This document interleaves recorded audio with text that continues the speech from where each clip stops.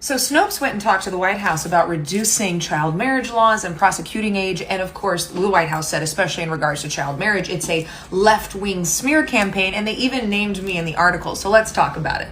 So first of all, it's not hard to see where Trump called for the prosecution of minors as adults. It not only was part of his press conference, but he also tweeted it. And you can see here at the bottom, starting at age 14. Now, what they fail to mention is that while Donald Trump is saying he's being hard on crime, they ended $811 million in Department of Justice grants that included victim programs and police training. They cut more than half of all the funding for gun violence prevention, and the court blocked the White House from trying to cut another $11 billion in public health, including addiction and mental health programs. Also cut $170 million in grants that support the Office of Juvenile Justice and Delinquency Prevention. This coming from a guy who told 14-year-old girls, in a couple of years, I'll be dating you. Now, Republicans over the last 2 years especially have developed quite the reputation for defending child marriage and opposing banning it in the states that still have child marriage laws. Now, one thing I want to make clear, because I was not clear in the last video, that the 4 states that have recently changed their laws are trying to raise the age or have raised the age, and Republicans have opposed that. In fact, let's listen to Republican from New Hampshire, Jess Edwards, talk about why 16-year-olds and under, with exceptions, should be able to get married. Do you agree with the point of view that if we continually restrict the freedom of marriage as a legitimate social option, when we do this to people who are of ripe fertile age? Now, when Wyoming, prior to 2023, did not have a minimum age for marriage with parental consent, when they tried to set that minimum age to 16, Republicans lost their ever-loving mind, saying it was a violation of parental rights and religious liberty. The religious liberty to marry off someone who is under 16 years of age. Missouri's ban on child marriage was shot down by Republicans for years. It finally passed this past August, making the minimum age for marriage 18. And Republicans still said there are legitimate reasons for 16 and 17-year-olds to get married, and quote, more babies will die because apparently the reason to marry children is to prevent abortion. Now, you've already seen the opposition that happened in New Hampshire when they were also trying to raise the minimum age from 16 years old, a sophomore in high school who could marry an adult, and then that adult would not be charged for a sex crime.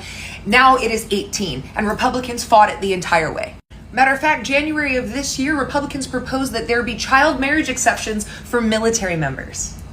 And West Virginia, prior to 2023, did not have a minimum age for marriage. It's now 16, thank God. But when they tried to issue a ban on marriages, it was not only shut down by Republicans, but opponents also said teen marriage is just part of West Virginia life.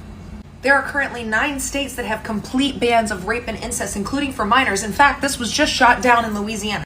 So let me get this straight. We're going to cut funding to juvenile delinquency and crime, but you're saying that it's because of juvenile delinquency and crime you're taking over a city that has a lower crime rate of 25%. You specifically want to arrest 14-year-olds as adult, which if you think 14 is the same as 18, that's actually crazy.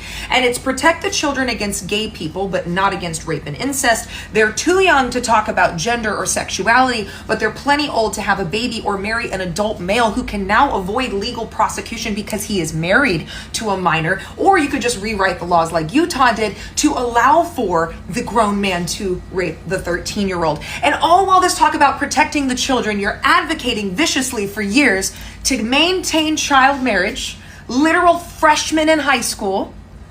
And it just so happens that 14, that very specific number you started at, is the age where one of Jeffrey Epstein's victims said she was introduced, groomed, and assaulted by your man, the Cheeto. I'm gonna say that if it looks like a duck and it quacks like a duck, it's probably a fucking duck. Because what better way to fill your prisons with young men than to start charging 14-year-olds who are children? And what better way to advocate to keep your child marriage laws than to start charging people as adults at 14? And the Heritage Foundation supports all of this because they believe each state should be able to determine the age of consent.